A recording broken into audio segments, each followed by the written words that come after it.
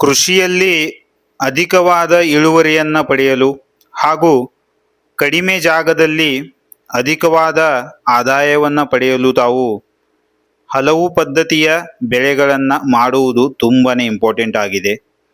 ಇಲ್ಲಿ ರೈತ ಬಾಂಧವರು ಬದುವಿನ ಮೇಲೆ ಮೆಣಸಿನಕಾಯಿ ಕೃಷಿಯನ್ನು ಮಾಡಿದ್ದಾರೆ ಹಾಗೂ 2 ಮೆಣಸಿನಕಾಯಿ ಸಸಿಗಳ ನಡುವೆ ಶೇಂಗಾ ಕೃಷಿಯನ್ನು ಮಾಡಿದ್ದಾರೆ ಹಾಗೂ ಬದುವಿನ ಸೈಡಿನಲ್ಲಿ ಈ ತರಹ ಮೆಂತೆ ಕೃಷಿಯನ್ನು ಮಾಡಿದ್ದಾರೆ.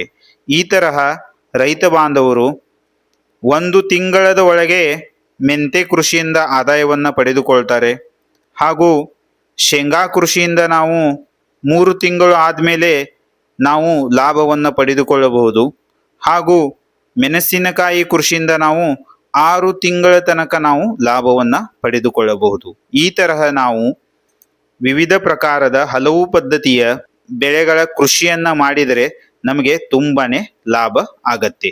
ತಾವು ಈ ತರಹ ಮಿಶ್ರ ಬೆಳೆಯನ್ನು ಮಾಡಬೇಕು. ಇದರಿಂದ ತಾವು ಅಧಿಕವಾದ ಲಾಭವನ್ನು ತೆಗೆದುಕೊಳ್ಳಬಹುದು. ಈಗ ಭೇಟಿಯಾಗೋಣ ನೆಕ್ಸ್ಟ್ ವಿಡಿಯೋದಲ್ಲಿ. Thank you. ಧನ್ಯವಾದಗಳು.